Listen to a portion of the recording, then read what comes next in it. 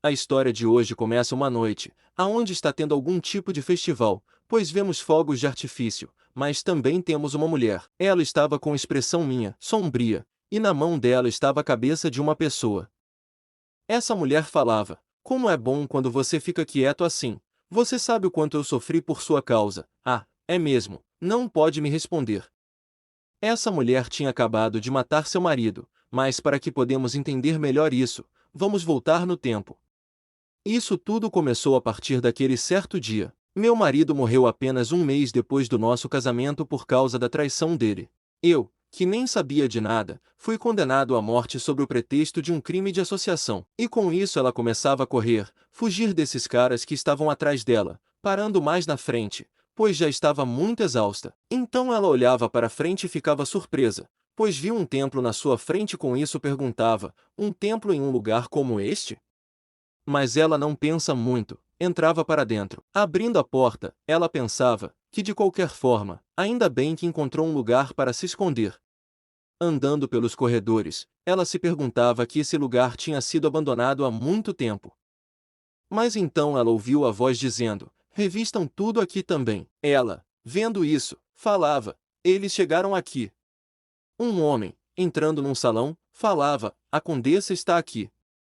Ela, em pânico, vendo isso, só dizia: "Não, eu não quero morrer assim." Então ela se ajoelhava e falava: "Por favor, me salvem, eu não quero morrer assim. Deus, se o Senhor conseguir me ouvir, por favor, me salve só desta vez.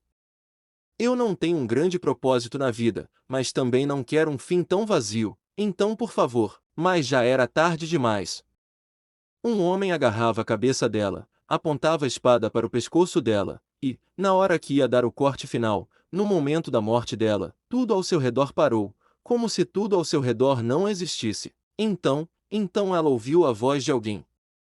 Essa voz falava: "Em troca da sua longevidade, eu farei o tempo voltar." Ela, ouvindo isso, deixava cair a lágrima dos seus olhos e perguntava: "O quê?" Aí a voz continuava falando: "Lia Loipsishoa, você foi concebida originalmente uma vida de 80 anos, mas agora está prestes a morrer antes de completar esse tempo. Eu tomarei metade da sua longevidade, 40 anos, e farei o tempo voltar para você. Se você, mesmo depois de voltar, morrer, então eu trocarei mais metade de sua vida e farei o tempo voltar novamente." E com isso a voz desapareceu após dizer essas palavras. E então, naquele momento em que sua cabeça tinha sido cortada, ela tinha acabado de morrer, mas acabou acordando no seu quarto em pânico, suando de medo. Se levantando, botava a mão no pescoço tentando respirar, de tanto nervosismo que estava sentindo. Ela, olhando ao seu redor, dizia: "Este era o vestido que eu usei no dia do casamento." E antes que a sensação de frio no pescoço desaparecesse, ela havia retornado ao dia do momento do seu casamento. Um casamento em que sua vontade não foi considerada, e se não fosse por isso, eu não teria morrido. A tendência de fugir com toda a injustiça no meu coração resultou no meu confinamento na mansão. E no fim, mais uma vez, fui envolvido em uma traição e encontrei a morte, para então voltar no dia do casamento de novo. E com isso a vida dela tinha sido reduzida ali novamente. Agora só restavam 20 anos. E com isso ela acordava novamente na sua cama. Se levantando rapidamente, ela pegava a planta da mansão e dizia: "Dessa vez, tentarei elaborar um plano para fugir." Mas todos os seus planos falharam. Ela foi pega novamente. E com isso, levada novamente a um casamento forçado. E depois de tudo, a morte dela. Agora só restavam 10 anos da vida dela. Acorda de novo na cama, assustada, colocando sua mão no pescoço, se levantando, dizia que foi a terceira vez que experimentou a morte, mas a sensação de morrer nunca se tornou familiar. Uma nova emoção tomou conta dela, a raiva, e essa emoção, que paralisava toda a minha razão, se direcionou ao meu marido, que, apesar de causar rebeliões, vivia em paz. Então ela, louca de raiva, sem raciocínio algum, matou o seu marido. Ela achava que, com isso, finalmente conquistaria a sua liberdade. Mas tudo isso só levou a acabar sendo presa por assassinato, e com isso, encontrando a morte pela quarta vez. A vida dela foi de novo retirada, só deixando com 5 anos de vida. Ela, deitada na cama, falava: "Matar meu marido também não funcionou, ou melhor, era necessário um motivo válido para matá-lo. E dessa vez começou a reunir provas de que ele estava realmente planejando uma traição. Antes que fosse revelado que ele era um traidor, não foi possível ela mesma informar o imperador sobre isso, pois, enquanto estava investigando, ela foi pega pelo seu marido e perdeu a vida mais uma vez, na prisão subterrânea da mansão. Agora nessa sétima vida, só estavam para ela 1 ano e 3 meses de vida. Então, agora vemos ela e seu marido, em uma mesa de jantar. Ela só observava ele e, com isso, se levantava, segurando uma maçã, dizendo que finalmente conseguiu. Então voltamos àquele momento em que ela estava segurando a cabeça do seu marido em suas mãos, e uma empregada aparece, gritando, assustada. Ela, ouvindo esses gritos, olha para trás e vê a empregada no chão, se tremendo de medo, com uma bandeja de comida que ela trouxe jogada para todo lado. Lia, olhando para a cabeça do seu marido, falava: "Parece que desse jeito não vai dar certo." Então ela voltava seus olhos para a empregada e falava: "Você aí, pode me emprestar aquele prato?" Mas agora, em outra parte, vemos ela em alguma festa, em um banquete. Ela segurava uma vasilha em sua mão. Entrando no salão de festa, vemos que ela estava determinada. Segurando essa vasilha, percebemos que é a mesma que está à cabeça do seu marido. Todas as pessoas, vendo o jeito que ela estava entrando, ficam assustadas, que até suavam um pouco de medo. Essas pessoas falavam: "O que está fazendo? Que audácia! Você sabe onde está?" Mas ela não ligava para isso e só ignorava, e ia até uma certa pessoa que estava atrás de uma cortina. Então ela sorria, abria a bandeja e falava: "Nossa Majestade, eu ofereço a cabeça de um traidor." Então é explicado um pouco mais sobre a vida da Lia Loipsichoa, nascida como a filha mais nova de uma família nobre. Sua mãe faleceu cedo, e seus 2 irmãos mais velhos eram quase como seus inimigos, estavam sempre ansiosos para atormentá-la todos os dias, sem parar, e é mostrado uma imagem aonde os irmãos dela estavam atrás dela para maltratá-la. Mas voltando para a explicação, e seu pai considerava esses 2 filhos a esperança da família. Mas quanto à sua filha, era só um precioso bem da família Psichoa. E pois por conta do seu pai que tentou vendê-la antes de atingir a maioridade, Lia se acostumou com os olhares impuros dos nobres. E com isso, o conde Bortus se tornou seu marido, mas também era visto como um pervertido interessado em jovens mulheres. Mas, na noite de núpcias, o conde falou: "Foi apenas um casamento arranjado para usar livremente só domínios da família Psichoa, não espere afeto como um casal." O conde disse isso e saiu do quarto, a deixando sozinho. E desde então é como se ela não existisse. Ela sozinha, sem ninguém, se sentiu genuinamente feliz, pois ela não tinha marido, não tinha família. Ela se sentiu livre da família que a atormentava. Era uma doce paz, até que o conde se rebelou. Ela, tomando uma taça de vinho, já no presente, pensava consigo mesmo que o imperador, como forma de homenagear, organizou um banquete de 4 dias. Mas isso tudo era só uma desculpa. Os números de documentos que eu entreguei ao imperador reportavam várias famílias que se envolveram ao longo de muitos anos. Portanto, para descobrir os envolvidos da traição, o imperador prendeu os nobres sob seus olhos, como se fosse um cardume de peixes circulando em um lago sem saída. Mas todos estavam atentos, mas ela não se importava com isso. Em vez disso, ela ficava animada, feliz, vendo o banquete de comida na sua frente e se perguntava o que devia comer primeiro. Mas as pessoas, esses nobres, só pensavam: como ela está tão calma depois de decapitar o seu próprio marido e ainda entregar a cabeça pessoalmente? Meu Deus, é realmente horrível. Mas a Lia não ligava para nada disso e só aproveitava o comer, e pensava que, de qualquer forma, se vou morrer, vou me encher de coisas deliciosas antes. Essa era a expressão e a felicidade de uma pessoa com 1 ano e 3 meses restantes. Mas essa felicidade não durou muito tempo, pois ela ouviu uma voz, chamando. Ela, percebendo isso, dizia: "Que essa voz?" Mas então a pessoa falava: "O que diabos está acontecendo? Eu ouvi dizer que você fez um grande feito. Nunca me senti tão orgulhoso de você." E os outros só falavam: "Como esperado da minha irmãzinha." Mas ela, ouvindo isso, não prestava atenção e só olhava para a roupa do seu pai, dizendo que parece que isso foi parte do pagamento por me vender. Ela se virando dava um sorriso falso e dizia: prazer em vê-los, pai e irmãos, eu realmente queria vê-los na festa de hoje. O seu pai falava: claro, não tem como não vir, sempre que quiser vamos vê-la, afinal, somos uma família, não somos?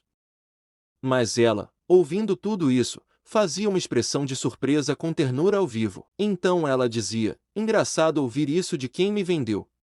O seu pai e seus irmãos ficavam um pouco assustados e falavam: o quê? Ela, fechando seus olhos, falava: olha, pai, mesmo que alguém não tenha dinheiro, deveria ter dignidade. Então ela pegou a taça de vinho e jogou na roupa dele, manchando toda. O seu pai fica surpreso e com raiva, dizendo isso, e fala: por que isso? Como você ousa? Com seus irmãos tentando defender seu pai, falavam: você, como você ousa? Mas então todos ouviram sinos tocando, e com isso eles paravam de falar e de se mexer, e corriam na direção aonde o imperador estava. Eles olhavam para o imperador e se curvaram. Um homem, ao lado do imperador, falava: Lia, a sua majestade quer falar com você. Então o imperador chamava ela de Lia Bortus, chamando pelo nome de casada. Ele mandava ela se aproximar. Ele falava que ela continua servindo ao império. Eu estou muito orgulhoso de você. A rebelião que o conde Bortus tentou começar, isso era Ial, 10º imperador de Irmar, continuava falando, isso foi uma grande ofensa à dignidade do império, e por isso, como castigo por associação, todos aqueles ligados à família Bortus serão executados.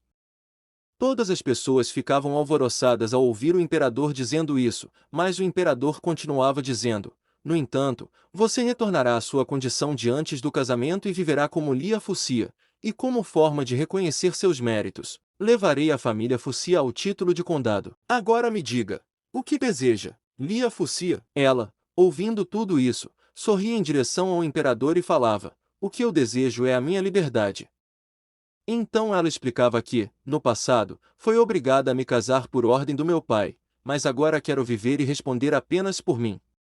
O imperador ficava pensativo ouvindo o que ela queria, mas então o imperador abria seus olhos, emanando algum tipo de aura. Ela, sentindo isso, ficava um pouco assustada, se perguntava: o que é isso? Esse arrepio que senti agora?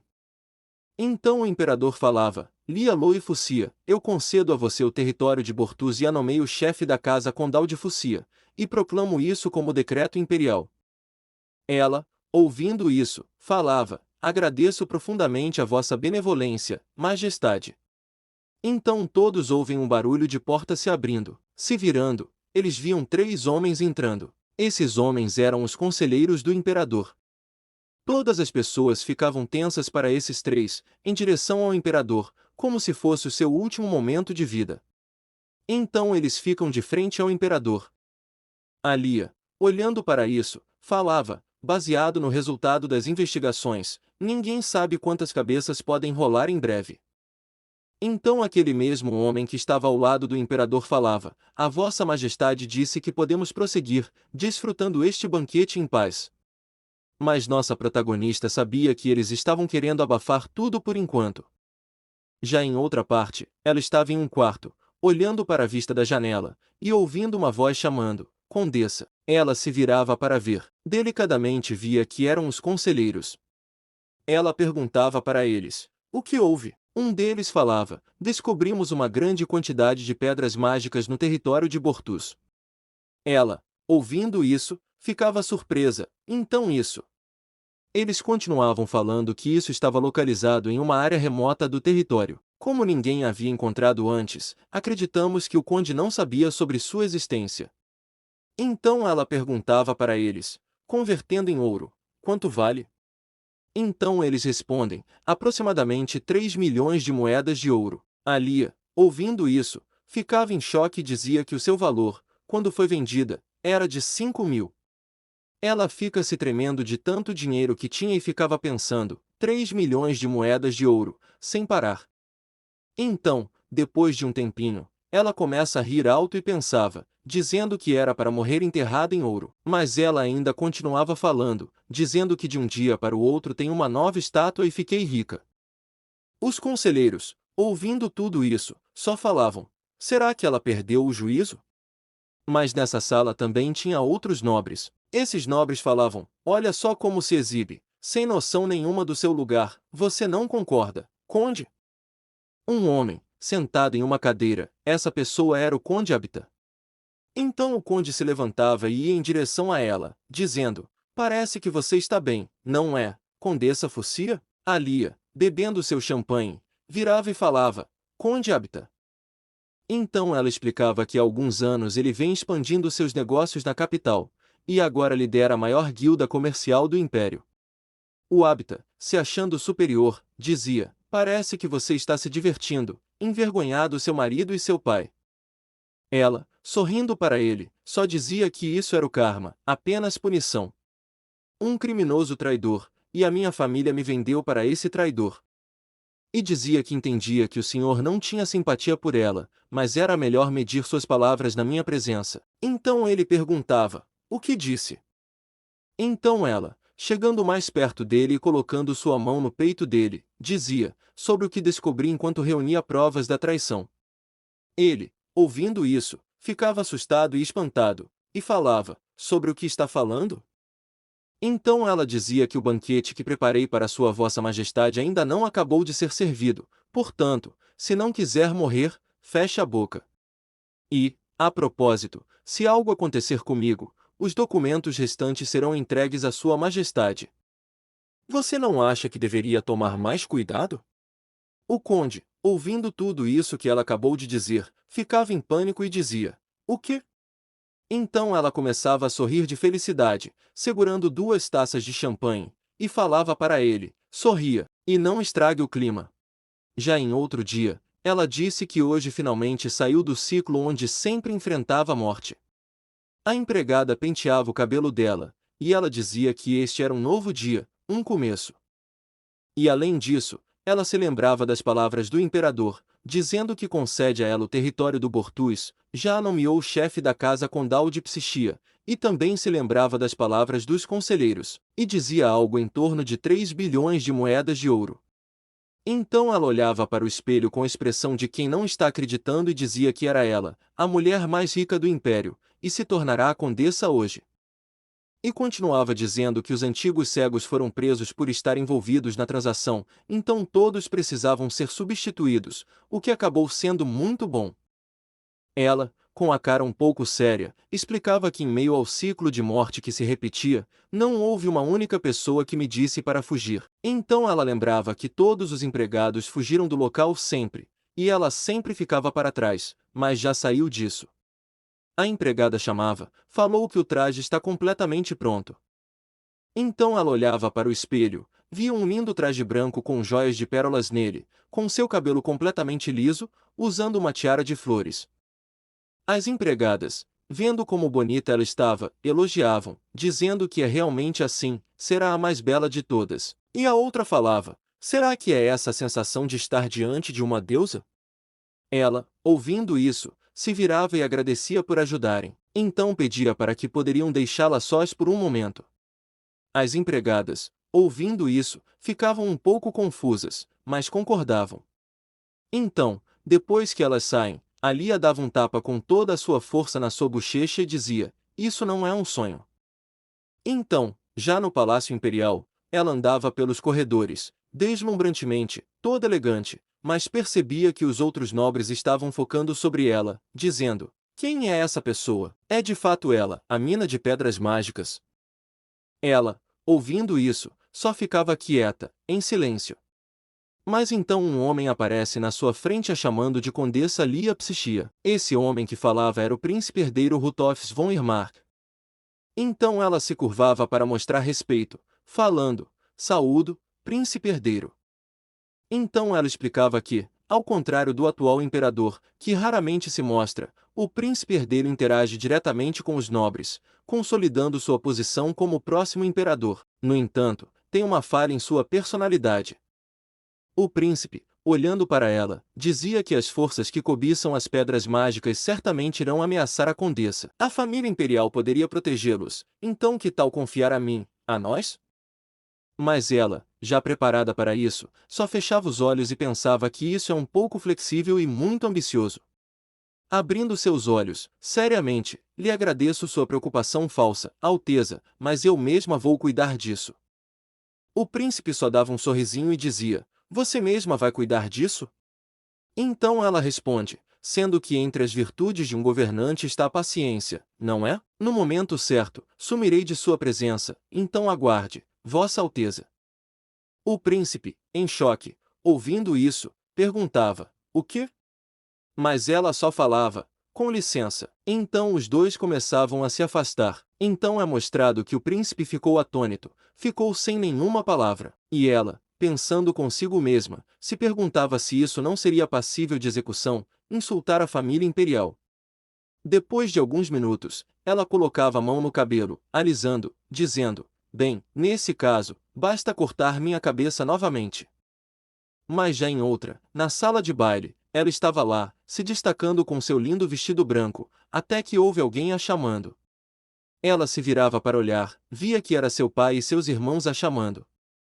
O seu pai falava sobre dar as boas notícias que, aqui na província, há uma mina de pedras mágicas, mas ela não ligava para isso, então saía de perto do seu pai antes mesmo de ele acabar de falar.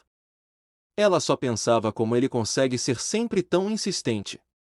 Então ela se lembrava que, quando ela esteve presa na escuridão, de forma ingênua e tola, houve um tempo que acreditava nos laços de sangue.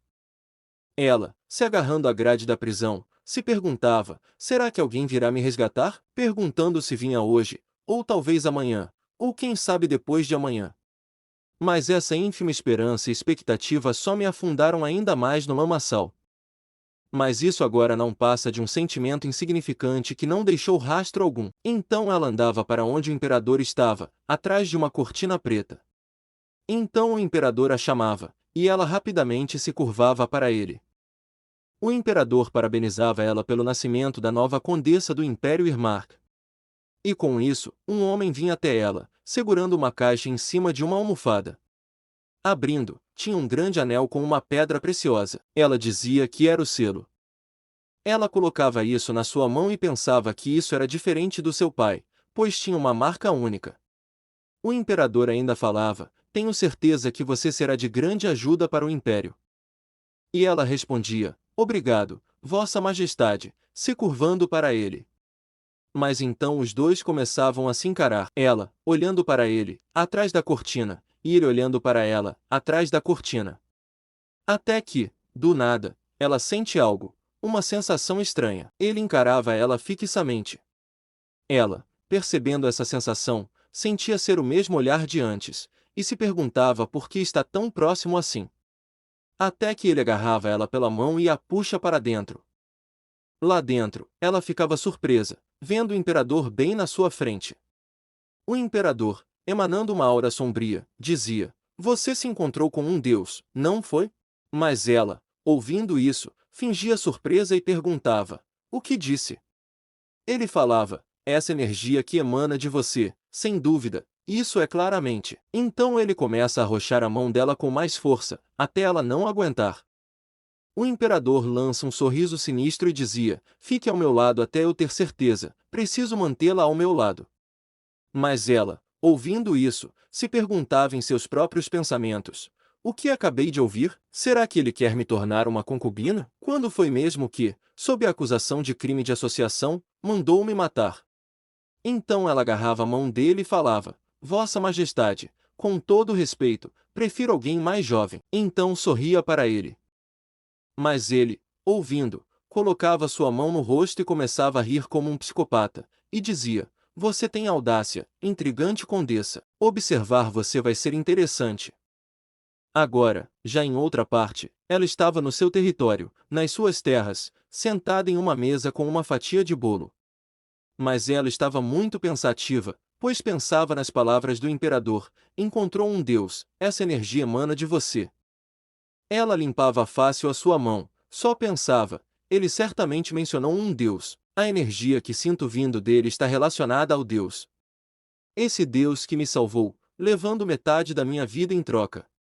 Já lá fora, ela dizia que seria bom saber o nome dele. Então ela começava a andar pelo jardim, até que percebe alguém a seguir e se virava, e via uma mulher de cabelos vermelhos, com uma roupa de mordomo. Atrás dela, Essa pessoa era Sicarias Irendel. Alia dizia que, agora pensando nisso, esta era a assistente enviada pelo imperador e provavelmente é com a intenção de me vigiar.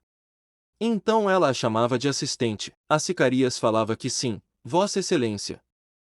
Então ela perguntava: sabe onde fica o templo mais próximo daqui? Ela responde: fica além da praça, dentro da propriedade, uma caminhada de cerca de 2 horas. Alia fica surpresa e pergunta: que tipo de templo é esse? A assistente dizia: um templo da igreja de Sirdium. Então é explicado que Sirdium é a religião do império, que não tem como ser um templo modesto, e além disso, aquele templo. Então Alia pergunta: não tem um templo mais isolado, ou talvez numa floresta? A assistente, ouvindo isso, perguntava: na floresta? Alia responde: embora estivesse escuro, lembro que estava em um lugar cheio de arbustos. Então colocava a mão no ouvido e falava que parecia ver o som de água à distância. A Sicarias, com expressão de desconfiança, ficava quieta. Já em outra parte, é demonstrado elas andando pela mata, e a empregada sendo atingida por um pedaço de madeira, que era só a protagonista quebrar. Mas depois de um tempinho, ela se perguntava quanto tempo tinha caminhado. Então ela via a mansão de longe e dizia: a mansão é visível a partir daquele ponto. E depois encontrava água, e dizia que o som suave de algo ao longe. Ela, vendo e ouvindo tudo isso, ficava mais animada, dizia: é definitivamente por aqui, depois de passar por aqueles arbustos. Mas então, finalmente, ela chega lá. Mas quando ela chega, não tinha nada, só tinha uma área limpa, cheia de floresta. A assistente, cansada, perguntava: há uma razão pela qual precisava encontrá-los? Alia respondia que sim, e se lembrava de fragmentos que surgiram de repente, ouvindo aquela voz dizendo: se alguém dedicar um tempo a você, eu restaurarei sua vida. Então ela responde para a assistente dizendo que, no templo, fez um acordo importante com alguém, mas o templo e essa pessoa desapareceram. A Sicarias, tirando uma folha da cabeça, falava: você não sabe o nome dessa pessoa? Ela responde dizendo que não. Então a Sicarias perguntava: aonde ele mora? Ela responde: também não. A Sicarias, se limpando, falava: então, no momento, você não sabe o nome dele, nem como contatá-lo. Ela falava: é isso mesmo. Então é explicado que ela é um prodígio da Academia Imperial, Sicarias Irendel, e se alguém pode encontrar uma solução, é ela. Então a assistente falava que, em casos assim, ela tem uma hipótese. Alia pensava consigo mesma que, como esperado, ela é realmente perspicaz. Então a Sicarias, com a cara séria, dizia que parece que Vossa Excelência foi enganada. Ela, ouvindo isso, ficava surpresa. Então a Sicarias continuava, dizendo que agora é hora de voltarmos antes que fique tarde demais. Já em outra parte, ela estava na sua mansão, na varanda, e estava pensando no que a assistente tinha falado, que ela tinha sido enganada. Ela pensou nisso, dava um sorrisinho e falava: enganada? E dizia: isso é uma blasfêmia. Ela, olhando para o céu, dizia: bem, será que ela não está totalmente errada? Então ela se virava para trás, meio pensativa, dizendo que essa mansão sempre foi tão silenciosa assim. Os dias passados sempre ocupados, tentando escapar do ciclo da morte que se repetia, agora que conseguia uma nova vida, ao finalmente encarar este lugar, então ela percebia o quão solitário é. Então ela se virava de volta. Quem sabe? E agora? Como vou viver? Eu queria tanto viver, mas agora que sobrevivi, não tenho nada para fazer. Então, assim, inclinava mais e mais na beirada. Ela estava perto de cair, então a assistente aparecia no último segundo, assegurando para que ela não caísse. Ela, preocupada, falava: o que você está fazendo? Ela se virava um pouco, surpresa pela assistente, mas Alia dava um sorriso e dizia: eu só estava curiosa para saber se a queda me mataria. A Sicarias, segurando o braço dela ainda, dizia: você está fazendo isso por causa do golpe? A culpa é do canalha que te enganou, não é Sua Excelência, já te disse isso. Então ela colocava a mão na boca e dizia: mas é bom ser mais cuidadosa daqui para frente. Alia, dando um sorriso fofo, falava: obrigado pela sua preocupação. Então perguntava onde ela estava. A Sicarias, tirando um documento de um livro, falava que Sua Alteza, o primeiro herdeiro, enviou um convite para Vossa Excelência o acompanhar como parceira no banquete em celebração ao aniversário da princesa mais nova. É surpreendente, já que ele nunca fez um convite antes. Mas ela, ouvindo isso, só dava um suspiro e falava: recuse. A assistente, discordando dela, dizia que ser a parceira do primeiro herdeiro significa ser a mulher mais influente do império. Mas Alia não ligava e só dizia: o quê? Se eu for, serei porque eu decidi. A Sicarias, prestes a soltar um comentário sarcástico, pensava consigo mesma, dizia: Excelência, isso é um exagero. Alia se virava e falava: nem o imperador, nem o príncipe herdeiro me deixam em paz. A Sicarias ficava quieta e pensava consigo mesma: bem, você não é exatamente alguém que... Alia, botando sua mão no cabelo, deslumbrantemente, dizia: será que devo abrir um concurso para achar um marido? A assistente ficava em silêncio, pensando: você está falando sério? Alia, com expressão de tranquilidade, falava: essas pessoas são irritantes. A Sicarias, ouvindo isso, pensava: espero que ninguém ouça isso. Já em outro dia, é mostrado ela no escritório, deitada, e ao seu lado a sua assistente, vendo alguns documentos. Alia chamava a assistente. A Sicarias, prestando atenção nos documentos, falava: meu nome é Sicarias Irendel. Mas ela, ouvindo isso, dizia que era muito longo. Sica, seria melhor. Então ela dizia: faça como quiser. Então Alia fala: Sica, o que você faz quando está entediada? Ela responde: eu leio livros. Alia fazia uma cara e só falava: livros são chatos. Então, de novo, ela falava: então leia peças teatrais. Ela, ouvindo isso, se levantava e falava algo como isso, apontando o dedo. Ela, ouvindo isso, ficava surpresa e falava: o quê? E olhava para o lado. A senhorita ia até lá e falava: este livro, Domar o Grão-Duque do Norte, Grace quer amar. A Sicarias, com surpresa e um incômodo, ouvia tudo isso, agarrava o livro nervosa e falava: isso é, bem, eu estava apenas guardando para alguém. Alia dava um sorrisinho e estendia a mão: sério? Então posso ler? A assistente vai falar não, mas rapidamente dizia: quero dizer, na verdade não é meu, mas está tudo bem, leia. A senhorita, ouvindo isso, dava um sorrisinho quando recebia o livro. A Sicarias dava uma torcida e dizia: mas por favor, tenha cuidado, é uma raridade no império. Mas ela não ouvia isso, porque já estava correndo, saindo da sala, dizendo: sim, obrigado, vou começar a ler agora. A Sicarias ficava surpresa e falava: agora? Tipo, agora mesmo? Então ela ficava para trás, só observando isso. Mas então pensava, algo dizendo que o livro Domar o Grão-Duque do Norte é um pouco obsceno. Ela ajeitava os papéis e dizia: mas acho que vai ficar tudo bem. Então é mostrado, em outra parte, a biblioteca.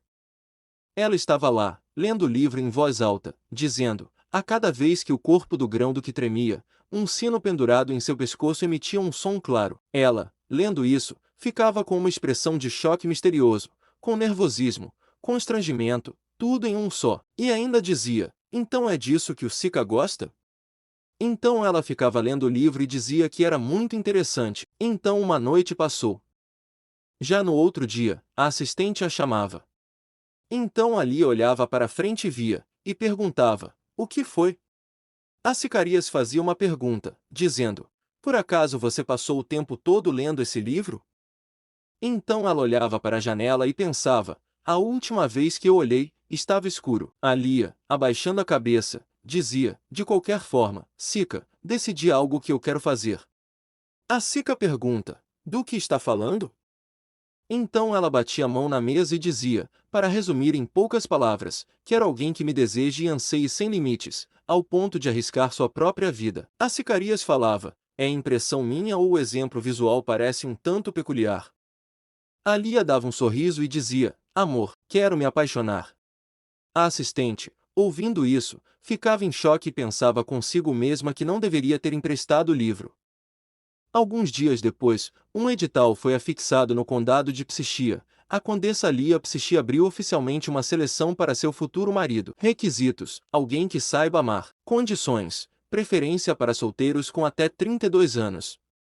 Prazo: até o dia 1º de novembro de 519 no calendário imperial de Irmar. Agenda: após a avaliação de elegibilidade, serão realizadas 3 rodadas de provas a partir de 15 de novembro. Detalhes sujeitos a alterações posteriores.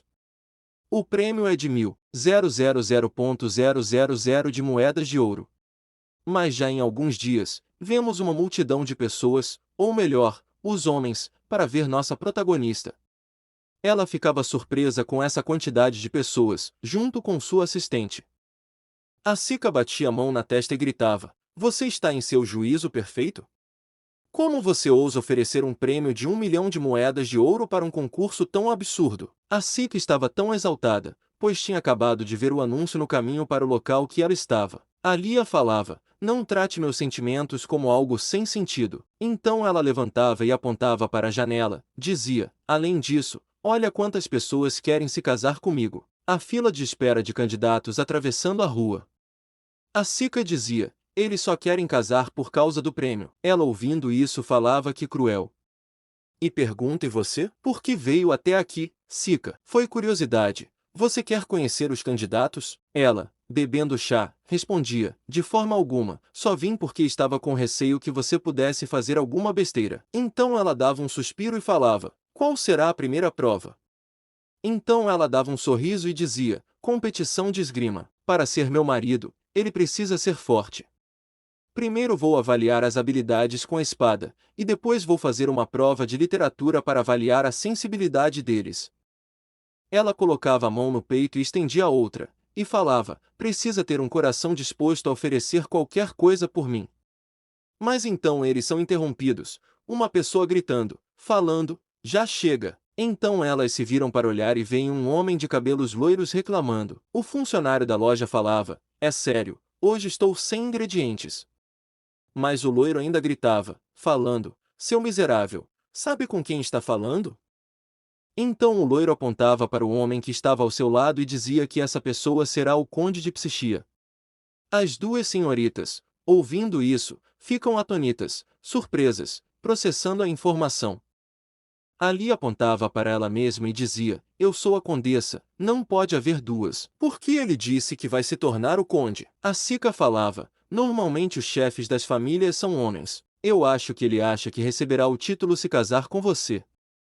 A Lia, ouvindo isso, falava: "Dar o prêmio de 1 bilhão de moedas de ouro não é o suficiente." Ela segura na xícara, fica se tremendo de medo e dizia: "Eu acho que não gosto de pessoas com ego tão inflado." Ela dizia que esperava que os candidatos fossem tímidos ou nervosos, mas aquilo é como se... Mas então é interrompida pela Sika, dizendo que isso parece mais um vagabundo, não é? A Lia, enojada, dizia: "Isso mesmo." E falava: "Elimine aquele homem da lista de candidatos." E será que os outros participantes também são assim? A Sika falava: "Então que tal adicionar um teste de personalidade ao concurso? E também seria bom incluir um teste de conceitos e cultura geral." Ali elogiava ela, dizendo: "Isso é uma boa ideia." A Sika falava: "Então faremos isso." A Lia dizia: "Sika, fico feliz que esteja me ajudando tão ativamente." A Sika só falava que estava tentando impedir que algum maluco chegue ao castelo. A Lia, com um sorriso, dizia: "Sempre me divirto com você." Já saindo da loja onde elas estavam, a protagonista colocava a mão na cabeça, dizendo que exagerou hoje, que está muito cansada. A assistente só falava: "Eu que fiz o trabalho, então por que você está cansada?" Então respondia, sendo que ela também estava ocupada: "Eu pedi uma sobremesa, para o caso de você estar com fome." Mas nessa hora, um homem esbarra nela. Então ela se virava e perguntava: "Está tudo bem?" Mas o homem só falava: "Saia do caminho." A nossa protagonista, olhando para ele, suficientemente perguntava: "Quem esse cara pensa que é?" A sua assistente perguntava: "Você está bem?" E atrás, vemos um outro homem botando o pé para aquele mesmo homem que esbarrou nela cair no chão. Elas, ouvindo o barulho de alguém caindo, se viravam para trás e viam que o homem estava no chão, e também tinha uma carteira no chão. O homem falava: "Não se deve roubar dinheiro de outra pessoa." Então ele pegava a carteira, olhava para o cara que estava no chão e dizia: Você será punido por isso, cara. Então ele levantava a mão para ela, mostrando a carteira. Ela, percebendo isso, botava sua mão na bolsa e olhava para trás, falando: Sica, aquilo ali é minha carteira, né? Então um homem de olhos verdes agarrava o ladrão pela roupa e jogava ele na direção dela, fazendo ele cair novamente no chão. O homem até lá estendia sua mão e falava: Aqui, entregando a carteira. A Lia, vendo essa generosidade, agradecia, mas ele só fechava os olhos e balançava o ombro, dizendo tipo: Tanto faz. Nossa protagonista se abaixava, olhando para aquele cara no chão, falando: Posso fazer uma pergunta? Então ela perguntava: Como você sabia que eu tinha dinheiro? Tentei me vestir discretamente, não foi o suficiente? Mas o ladrão, com raiva, dizia: O que você está falando, sua maluca? O homem de olhos verdes batia nele novamente com os pés, mandando ele ser educado. E foi nessa hora que a Sica se virou e disse: Os guardas estão vindo para cá. E dois homens estavam correndo na direção delas. A Lia, ouvindo isso, se virava, abaixava um pouco seu chapéu e falava que criou os guardas temporariamente, mas também dizia que hoje ela estava disfarçada como uma cidadã comum. Então, depois de alguns segundos, os dois guardas pegaram o homem, levando ele embora para a prisão, e ela ficava para trás, dando tchauzinho para o cara, e o cara ficava morrendo de raiva. O homem de olhos verdes se virava e dizia: Os guardas aqui são muito lentos. Será que prenderam todos? A senhorita, tirando seu chapéu, olhava para ele e falava: Acho que é melhor aumentar o número de guardas, né? O rapaz falava: Sim, como um grande evento está acontecendo. Mas então os dois começavam a olhar no olho do outro, como se fosse uma cena de filme romântico. Então o cara, observando ela, percebia algo. Ele, olhando para ela, falava: Você não se importa, posso receber uma recompensa? Perguntando, ela falava: Pensa em oferecer minha carteira como agradecimento? O homem, indo na direção dela, falava: Não é necessário. Então os dois ficavam cara a cara, parecendo que os dois iam se beijar, mas ela só pensava: Que tipo de recompensa ele espera? Então depois dessa encarada ele colocava o seu dedo na boca e depois na testa dela delicadamente. Quando isso acontece, uma luz começa a emanar do dedo dele, parecendo algum poder divino. Ela, percebendo tudo isso, perguntava: O que é isso diante dos meus olhos? Pois ela viu uma floresta sem limites e ela estava lá, andando. E também via uma pessoa de roupa branca que do nada, desaparecia. Mas então, depois disso, ela acordava e via que ela tinha se inclinado bem perto do homem, parecendo que ia beijá-lo. Então ela reage rapidamente, bate na mão dele, tirando a mão dele da testa dela, e perguntando: O que você está fazendo? Ele só dizia: Como eu pensei, não pode ser. Então ele dava um sorriso e dizia: Fazemos isso no lugar de onde eu vim, pensei que você fosse alguém que eu conheço. Ela, vendo tudo isso, colocava a mão na testa e se virava para trás e pensava: O que foi aquela visão de agora? Foi uma sensação familiar, sinto isso no momento em que ele colocou a mão na minha testa. Então perguntava: Quem é ele, afinal? Mas esse homem se virava, ele dizia: Me desculpe por ter agido de forma estranha há pouco, bem, eu vou indo. Mas ela ouviu essa palavra, fica um pouco surpresa, então age rapidamente, agarrando a mão dele, mandando esperar um momento. Então ela perguntava: Nós já nos vimos antes? Então ele fica um pouco confuso e falava: Já me ofereceram muito trabalho dessa forma, ainda usam o mesmo método hoje em dia? Mas ela só gritava para ele, mandando ele responder rápido. Então ele colocava a mão no pescoço e dizia: Faz muito tempo que não venho aqui, provavelmente nunca nos encontramos. Então ela perguntava: Quando foi a última vez que ele esteve aqui? Então ele dá uma pensada e dizia: Faz tanto tempo que posso garantir que nós nunca nos encontramos. Ela, ouvindo a resposta dele, ficava um pouco séria. Então ela soltava a mão dele. O rapaz dizia que agradecia por seu interesse nele, mas ele pretendia participar do torneio que será realizado aqui. Então ele apontava para o lado. Ela viu essas palavras e se perguntava: Torneio? Não me diga que. Então eu olhava para o lado e via o quadro de aviso onde ela tinha colocado as informações para o concurso do torneio para selecionar o seu noivo. Então ela via ele indo embora e ela ficava para trás vendo ele partindo. Mas quando ele sai, ali a chamava a Sica, assistente, pegava rapidamente o caderno e dizia: aquele homem devo escolher logo assim que estiver na lista. A Lia, ouvindo isso, reclamava com ela dizendo que claro que não. Por que está perguntando isso? A Sica, em seus pensamentos, via a senhorita com olhos românticos, então falava: você estava olhando para ele com uma expressão de quem se apaixonou à primeira vista. A Lia ficava surpresa ouvindo isso e então virava sua cabeça e falava que de jeito nenhum. Mas mesmo assim ela pensava: hoje foi a primeira vez que eu o vi, mas foi como encontrar alguém de quem sentia falta.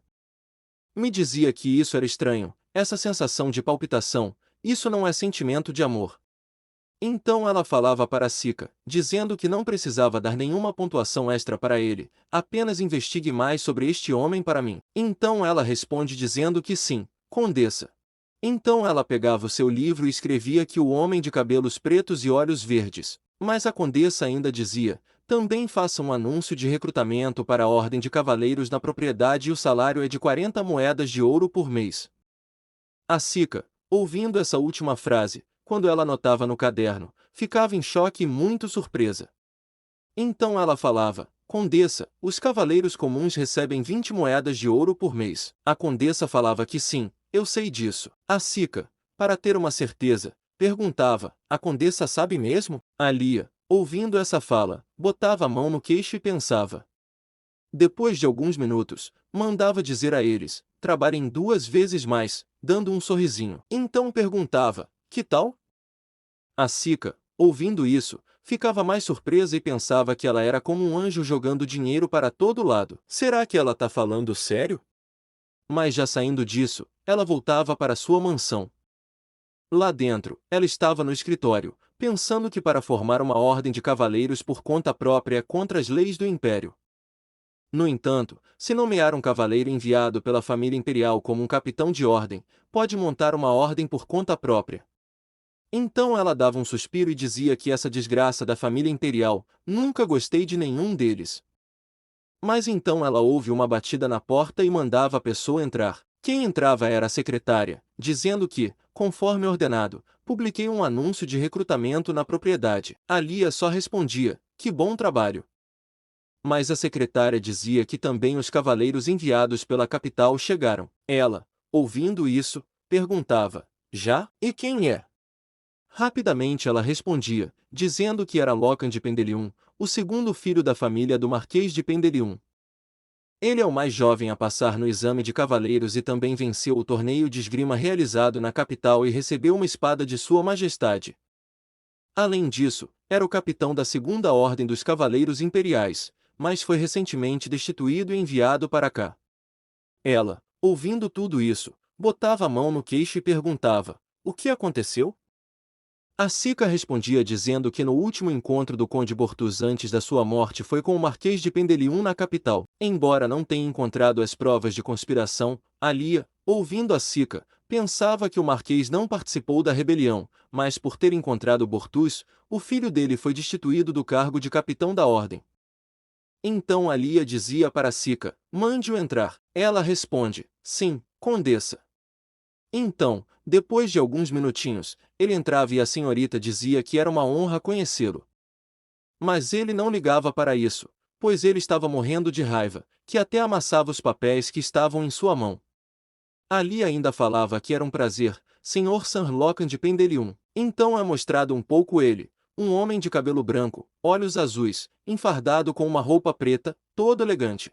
E é isso, pessoal. Se você curtiu o vídeo, não esquece de deixar o like, isso ajuda muito o canal a crescer. Se ainda não é inscrito, se inscreve agora e ativa o sininho para não perder nenhum conteúdo novo. E comenta aí embaixo o que você achou, eu adoro ler o que vocês têm a dizer. Até a próxima!